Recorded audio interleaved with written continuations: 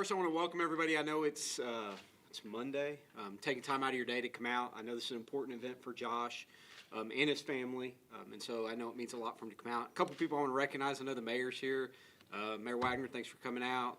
Rex, Director of Communications, and Dan Pennington, the mayor's chief of staff, are both in the back, and I want to thank you all for coming out as well. Last Friday in the same room, I got to pin a couple badges on a couple new officers, and I always, as a chief, there's some good things and some not so good things you get to do. And the good things to me are pinning new officers and promotions and retirements, which are bittersweet. But those are the milestones I think that you remember in your career, is that first badge and then as you promote. An organization, everybody knows we have almost 270 cops today. We'll be close to 300 after the first of the year. Now we'll have 10 lieutenants. We have 40 sergeants and 3 assistant chiefs. And so when we make a promotion, it's a big deal.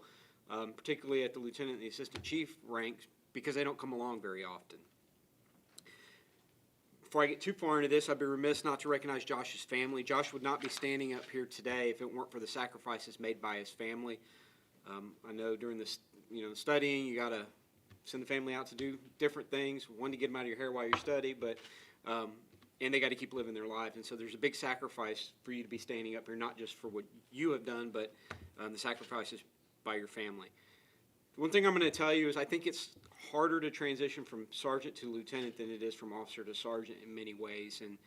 And, going from sergeant to lieutenant, I think you're now the man, part of the problem, as the officers like to say. And you really move to an administrative role, whereas a sergeant, you kind of still have one foot in both. And so I think it can be challenging at times, but I have no doubt that you will do very well at it.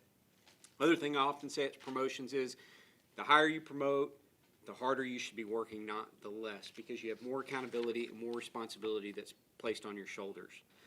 Robin Sharma once said, leadership is not about a title or a designation. It's about impact, influence, and inspiration. Now, I'm going to get on my soapbox here for just a minute and give you some advice that I've gotten the last several months. So the last 6 or 7 months, I've ridden on patrol probably 4 or 5 times. And the one constant thing I hear from officers, and these are my words, not theirs, they want expectations from their supervisors. They want feedback from their supervisors. They want supervisors to take an interest and care in what they're doing. And they want to be recognized for a job well done. And I think some of our supervisors, and it's not just here, it's other places as well, they think the opposite, that the officers want them out of the way and, hey, we'll call you if I need you. That's actually not the case. It's not what I hear from the officers. They want you to be involved. They want you to take an interest in what they're doing. There's a quote by Susan Heathfield that says, recognition is not a scarce resource. You can't use it up or run out of it.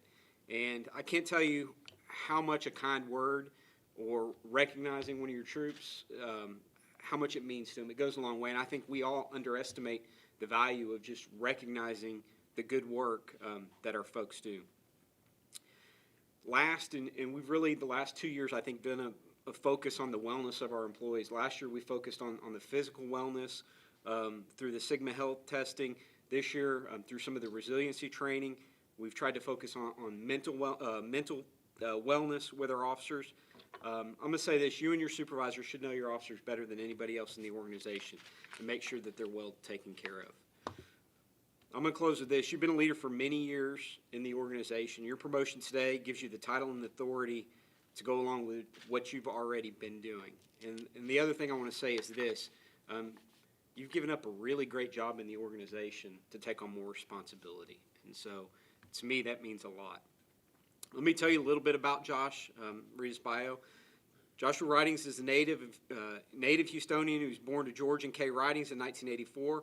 After a brief move to Virginia, Josh and his family returned to Houston, where he graduated from C. King High School in 2003. He's been married to his high school sweetheart, Christina, whom he's been married to for 19 years. Together, they share 2 daughters, Addison and Novalie. In 2005, Josh began working with the Harris County Sheriff's Office as a detention officer. And by 2007, he left the Sheriff's Office, taking a position as an operator at one of the local area plants.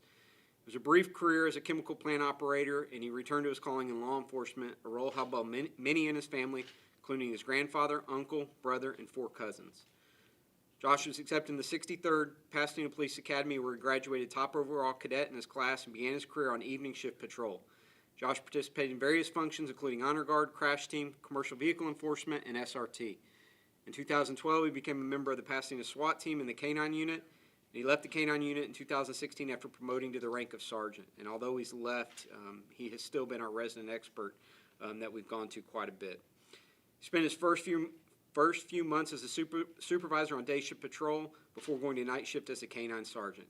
He continued to work with his K-9 partner Ringo, who's enjoying retirement to the fullest today, and soon left patrol to fill the role of administrative sergeant. In 2020, Josh took the role as a training coordinator at the Pasadena Police Academy, where he is overseeing all in-service training and the hiring of new police cadets. And we have churned out a lot of cadets in the last couple years, and that's attributed to your work, your leadership, and the entire Academy staff. So I want to recognize you for that and all of your staff.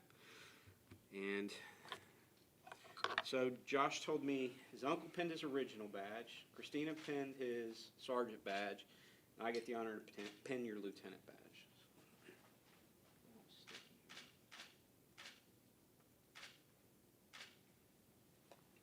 Congratulations.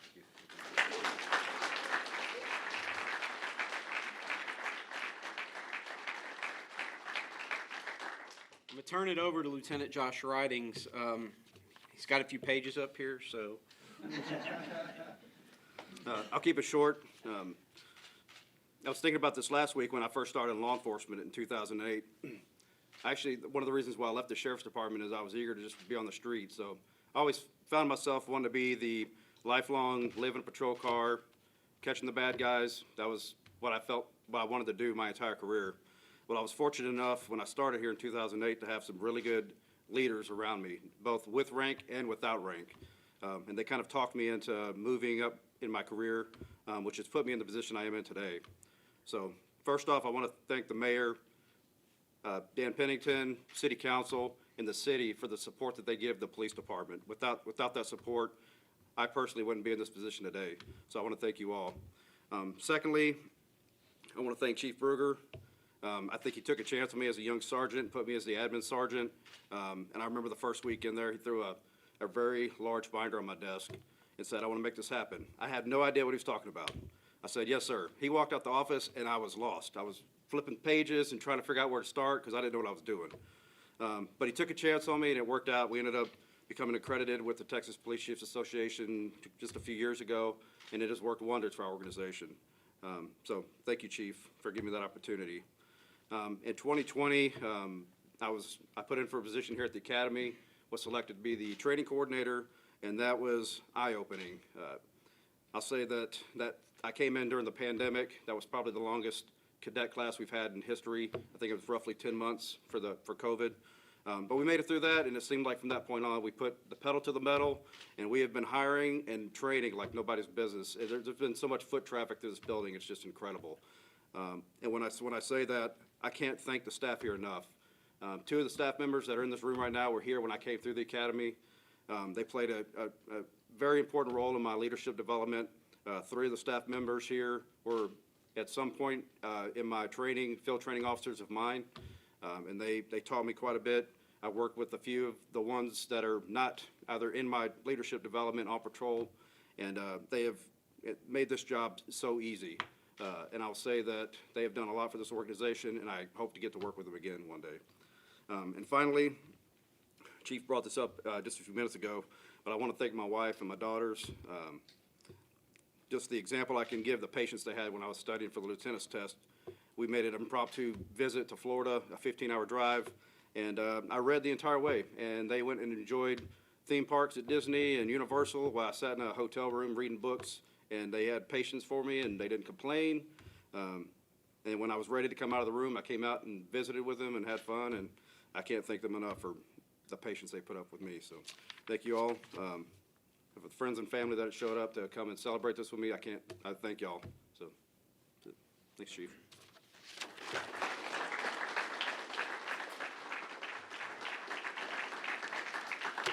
I just want to clarify, Christina was driving, right? She was driving. Okay. Just want to make sure. This concludes the actual ceremony. I invite you to stick around with Josh, offer some advice, encouragement. There is cake and punch at the far end of the hall on the right. I invite everybody to stick around, have a piece of cake. Cadets, I don't know if they'll let you have one, but if they will, there's cake down there for y'all as well. But again, I want to thank you all for coming out. I know it means a lot to take a little bit of time out of your day to come by and celebrate this significant event in Josh's career. So thank you all.